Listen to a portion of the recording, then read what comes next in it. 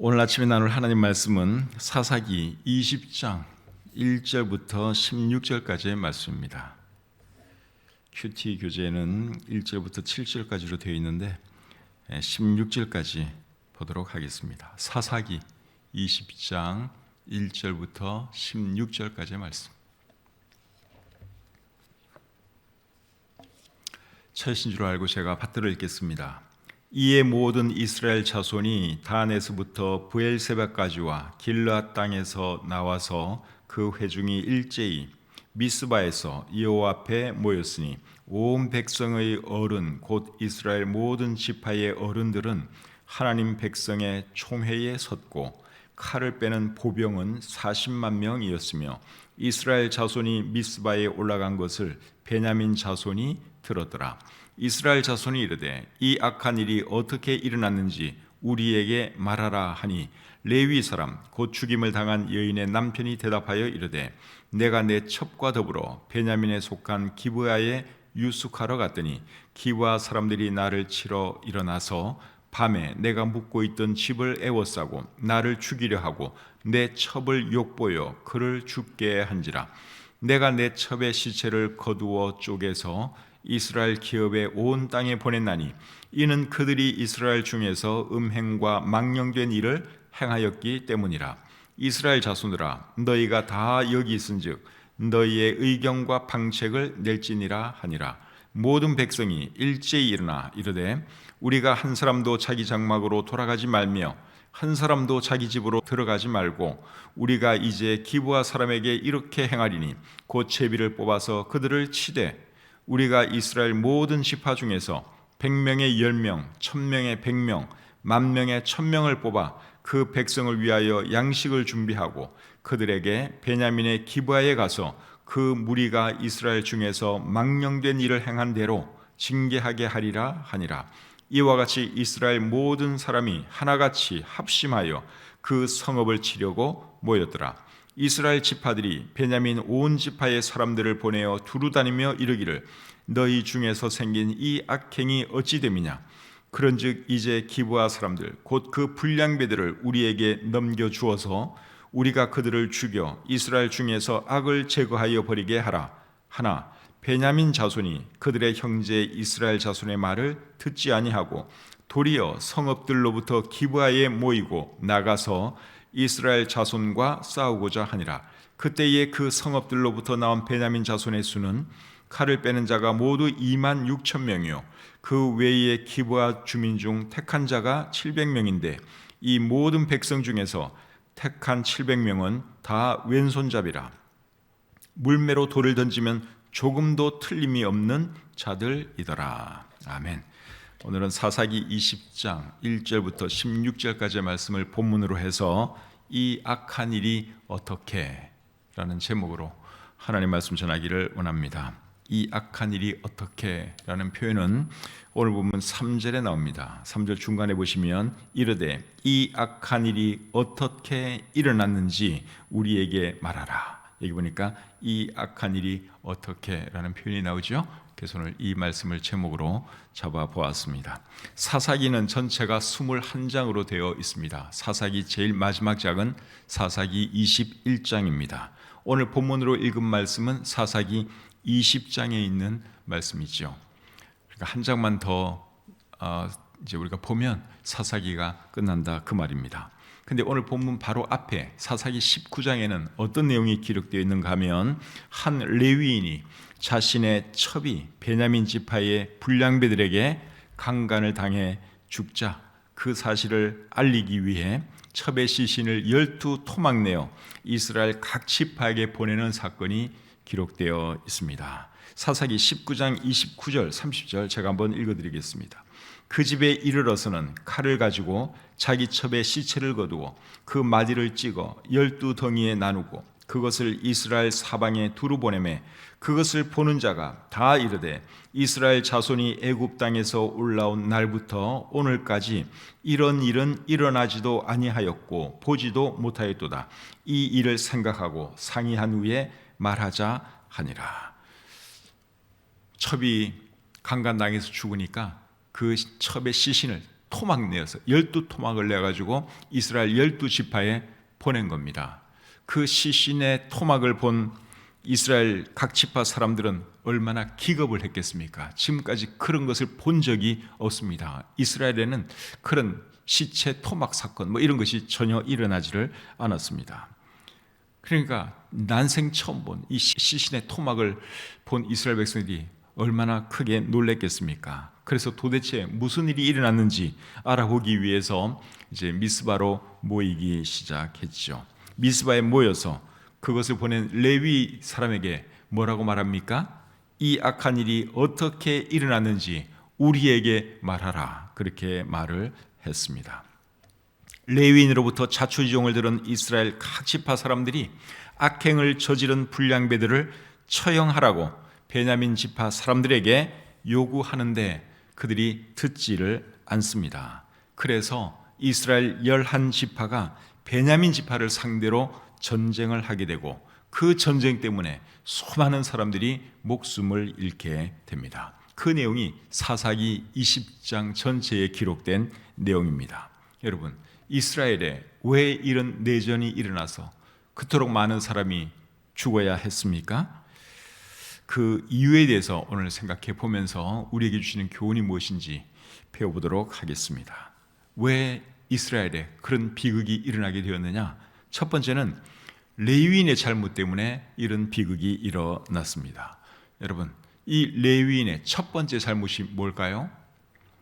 불량배들에게 자기 첩을 내어준 것이 이 사람의 첫 번째 잘못이지요. 사사기 19장 25절 26절 제가 읽어드리겠습니다.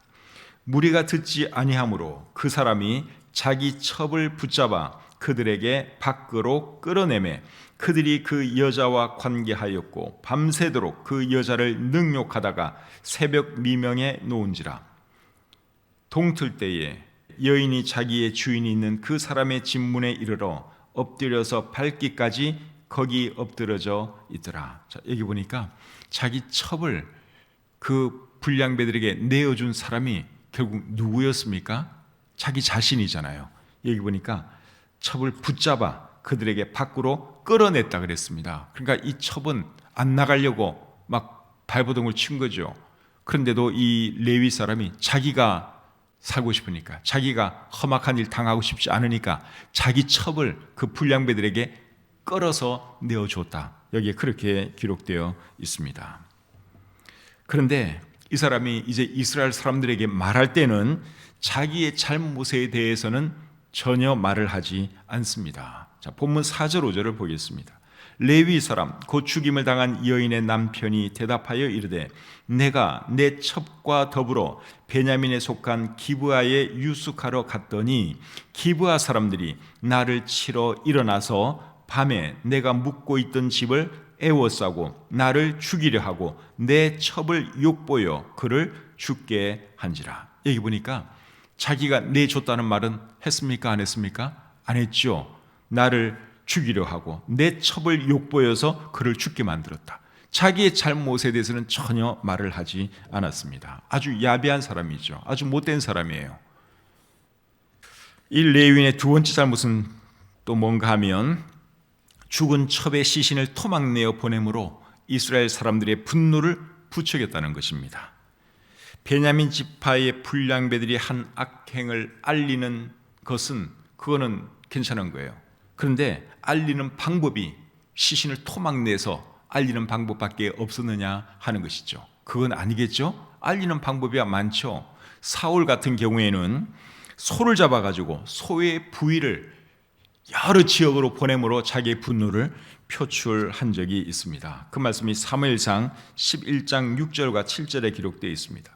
사울이 이 말을 들을 때에 하나님의 영에게 크게 감동되어 그의 노가 크게 일어나 한결이의 소를 잡아 각을 뜨고 전령들의 손으로 그것을 이스라엘 모든 지역에 두루 보내어 이르되 누구든지 나와서 사울과 사무엘을 따르지 아니하면 그의 소들도 이와 같이 하리라 하였더니 여호와의 두려움이 백성에게 임하매 그들이 한 사람같이 나온지라. 그러니까 이렇게 하는 방법도 있다는 거예요. 소를 잡아가지고 각 지역에 보내면서 자기가 당한 일을 말하는 그런 방법도 있겠지요.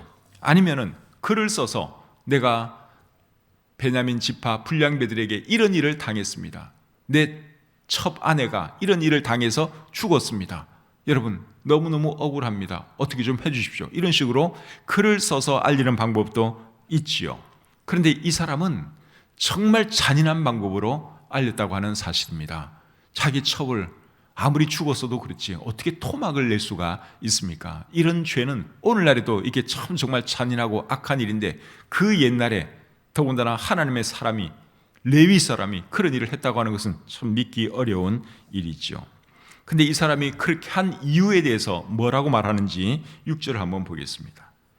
내가 내 첩의 시체를 거두어 쪼개서 이스라엘 기업의 온 땅에 보냈나니 이는 그들이 이스라엘 중에서 음행과 망령된 일을 행하였기 때문이라. 자기가 그렇게 한 행동에 대해서 뭐라고 대답을 했습니까? 그들이 음행과 망령된 일을 행하였기 때문에 내가 이렇게 했다. 그것을 알리기 위해서 이렇게 했다. 그렇게 말을 했습니다. 여기 망령된 일이라는 표현을 썼는데 베냐민 지파의 불량배들이 한 일은 망령된 일 맞습니다. 그런데 이 레위인이 한 일은 망령된 일 아닙니까? 불량배들에게 안 나가려고 하는 자기 첩을 억지로 등 떠밀어서 나가게 만들고 죽게 만들고 죽은 뒤에는 토막을 내는 이런 것이 여러분 얼마나 망령된 일입니까? 그런데 이 사람은 자기의 잘못에 대해서는 전혀 깨닫지 못하고 오히려 자기는 마치 정의로운 사람이라도 되는 것처럼 그렇게 행동을 하고 있습니다. 7절을 보겠습니다. 이스라엘 자손들아 너희가 다 여기 있은즉 너희의 의경과 방책을 낼지니라 하니라. 이 사람이 마치 이스라엘의 지도자라도 된 것처럼 말을 하고 있죠. 너희의 의경과 방책을 낼지니라. 참 웃긴 사람이에요. 악한 자기도 정말 못되고 악한 사람인데 자기의 잘못은 전혀 생각하지 못하고 베냐민 지파의 그 불량배들만 나쁜 사람으로 몰아가면서 계속 충동질을 하고 있는 것입니다. 그래서 이스라엘의 비극은 우선적으로는 이 사람 때문에 일어났다. 그렇게 말할 수 있겠죠. 두 번째로는 이스라엘 사람들의 잘못 때문에 일어났습니다. 레위인이 보낸 시신의 토막을 본 이스라엘 각 지파 사람들이 미스바에 모였는데 몇 명이나 모였는가 하면 40만 명이 모였습니다. 1절 2절 제가 읽어보겠습니다. 이에 모든 이스라엘 자손이 단에서부터 브엘세바까지와 길르앗 땅에서 나와서 그 회중이 일제히 미스바에서 여호와 앞에 모였으니 온 백성의 어른 곧 이스라엘 모든 지파의 어른들은 하나님 백성의 총회에 섰고 칼을 빼는 보병은 40만 명이었으며 몇 명이 모였습니까? 40만 명이 모였어요. 40만 명. 그런데 이스라엘 사람들이 적군과 싸울 때는 보통 몇 명이 모였느냐?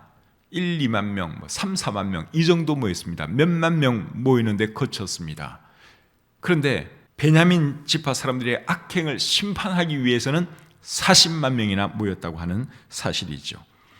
악행한 사람들을 벌하려고 이렇게 모이는 것은 잘한 것입니다. 악한 사람들은 벌을 줘야 되니까 어쨌든 이렇게 모인 것은 잘하는 거예요.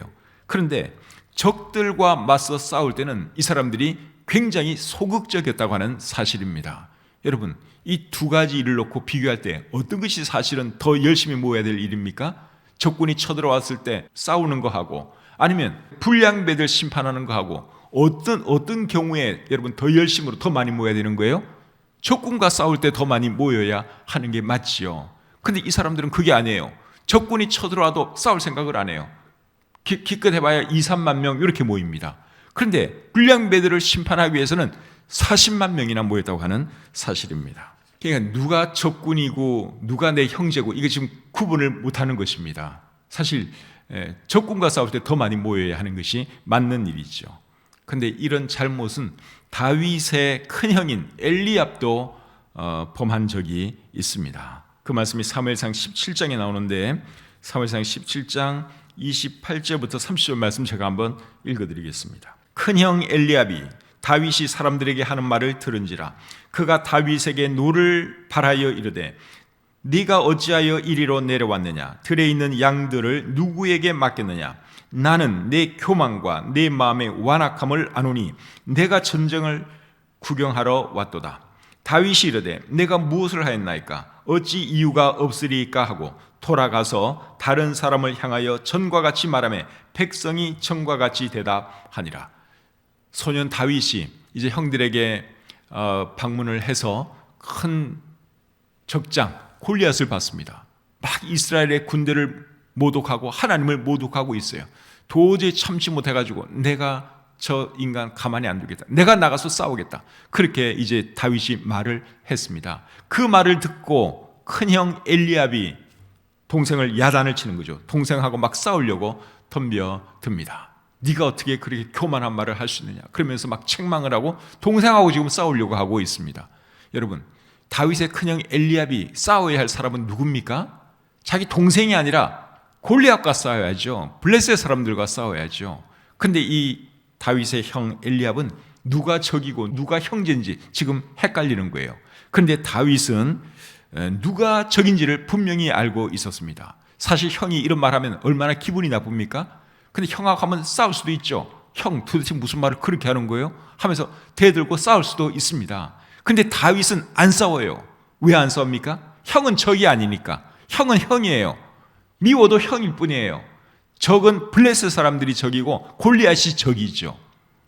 그래서 이스라엘 사람들의 잘못은 뭐였는가 하면 첫째는 레위 사람, 이 레위 사람의 충동질에 휘둘렸다고 하는 것. 이것이 이스라엘 사람들의 첫 번째 잘못이고, 두 번째 잘못은 맞서 싸워야 할 적들과의 싸움에는 소극적이고 잘못한 형제를 심판하는 일에는 적극적이었다는 것. 이것이 이스라엘 사람들의 두 번째 잘못입니다. 그래서 이 이스라엘의 내전이 일어난 것은 첫째는 레위 사람 때문이고 레위인 때문이고, 두 번째는 레위인의 충동질에 영향을 받은 이스라엘 사람들이라고 할 수 있습니다. 세 번째는 누구의 잘못일까요? 베냐민 지파 사람들의 잘못입니다. 자기 지파의 불량배들이 악을 행했으면 어떻게 해야 되겠습니까? 악을 행한 사람들을 색출해내가지고 벌을 줘야 되겠죠. 어떻게 그런 짓을 할 수 있느냐? 그러면서 벌을 줘야 합니다. 이제 이런 경우에는 죽여야 되는 거예요. 강간을 하고 결국 죽게 만들었으니까 이거는 사형에 해당 죄입니다. 색출해내가지고 사형을 시켜야 하는 거죠. 그런데 베냐민 지파 사람들이 그렇게 하지를 않았습니다. 12절부터 14절 보겠습니다. 이스라엘 지파들이 베냐민 온 지파에 사람들을 보내어 두루다니며 이르기를 너희 중에서 생긴 이 악행이 어찌 됨이냐. 그런즉 이제 기브아 사람들 곧 그 불량배들을 우리에게 넘겨주어서 우리가 그들을 죽여 이스라엘 중에서 악을 제거하여 버리게 하라 하나 베냐민 자손이 그들의 형제 이스라엘 자손의 말을 듣지 아니하고 도리어 성읍들로부터 기브아에 모이고 나가서 이스라엘 자손과 싸우고자 하니라. 여기 보니까 이 베냐민 지파 사람들이 그냥 불량배들을 내주든지 아니면 자기들이 처형을 하든지 그렇게 해서 일을 끝내면 되는데, 그렇게 하지 않고 자기들의 잘못을 지적하고 불량배들을 내놓으라고 하는 이스라엘 다른 사람들과 오히려 싸울 생각을 하고 있다고 하는 사실이죠. 정말 고약한 사람들 아닙니까? 그냥 불량배들은 분명히 잘못을 한 거예요. 그 사람들 벌하면 되는 거예요. 그런데 그렇게 안 하고 이스라엘 사람들을 대적해서 싸울 생각을 했다고 하는 사실이죠. 이렇게 해서 이스라엘 11지파와 베냐민 지파가 전쟁을 해서 수만 명의 사람들이 죽게 됩니다. 근데 전쟁을 하기 위해서 모인 베냐민 지파 사람들의 수는 몇 명이었는가 하면 2만 6천 명이었습니다. 15절 16절 보겠습니다. 그때에 그 성읍들로부터 나온 베냐민 자손의 수는 칼을 빼는 자가 모두 2만 6천 명이요 그 외에 기브아 주민 중 택한 자가 700명인데 이 모든 백성 중에서 택한 700명은 다 왼손잡이라 물매로 돌을 던지면 조금도 틀림이 없는 자들이더라. 이 2만 6천 명하고도 700명이 모여서 이제 이스라엘의 11지파를 상대로 싸우겠다는 것입니다. 그래서 이제 전쟁을 하게 되고 11지파 대 한 지파가 전쟁을 하게 되는 거예요. 그렇게 해서 수만 명의 사람들이 죽게 되지요. 여러분, 이스라엘에 왜 이런 비극적인 일이 일어났습니까? 첫째는 레위인이 자신의 잘못을 감추고 이스라엘 사람들의 분노를 자극했기 때문에 이런 비극이 일어났죠. 두 번째는 레위인의 자극에 영향을 받은 이스라엘 사람들이 분별력을 잃고 적과 형제를 구분하지 못했기 때문에 이런 비극이 일어났습니다. 그리고 세 번째로는 레위 지파 사람들이 잘못을 바로잡으려는 다른 지파 사람들의 말을 듣지 않고 그들과 싸우려 했기 때문에 이런 비극이 일어나게 된 것이죠. 오늘 이 본문을 통해서 우리가 배울 수 있는 교훈은 크게 세 가지입니다. 첫째는 다른 사람의 잘못을 말하기 전에 나의 잘못부터 살필 줄 아는 사람이 되어야 한다 하는 것이죠. 두 번째는 잘못된 사람들에게 휘둘리면 안 되고 냉철하게 생각할 줄 아는 사람이 되어야 한다 하는 것입니다. 그리고 세 번째는 잘못을 지적해주면 고칠 줄 알고 싸움은 최대한 피할 줄 아는 사람이 되어야 한다 하는 것을 우리가 교훈으로 배울 수 있습니다. 오늘 들은 말씀 잘 기억하시고 우리 삶에서는 이런 실수하지 않도록 늘 자신을 돌아보고 바르게 살아가는 우리 모두가 되었으면 좋겠습니다. 기도하겠습니다. 하나님, 은혜와 사랑을 감사합니다. 간밤에 편히 쉬게 해주시고 건강한 몸으로 일어나서 또 새로운 한 날을 살게 하시니 얼마나 감사한지요. 또 오늘 아침에 이곳으로 우리를 불러주시고 하나님을 예배하며 또 하루의 삶을 말씀과 기도로 시작할 수 있도록 해주셔서 참 감사합니다. 성경에 기록된 이런저런 사건들, 이야기들을 통해서 우리가 어떻게 살아야 할지 우리 자신을 돌아보게 해주시니 참 감사합니다. 오늘 본문의 말씀을 통해서 배운 교훈들 우리 마음에 잘 새기게 도와주시고 바른 삶 살아갈 수 있는 저희들 되게 해 주시옵소서. 오늘 한날의 모든 삶을 주님께 의탁합니다. 하나님께서 함께 해주시고 도와주시옵소서. 특별히 우리 지체들 중에 병으로 고통당하는 분들이 많이 계십니다. 하나님 한 분 한 분 찾아가 주시고 연약한 부분들 만져주시고 치유해 주시옵소서. 경제적으로 힘든 분들도 많이 계십니다.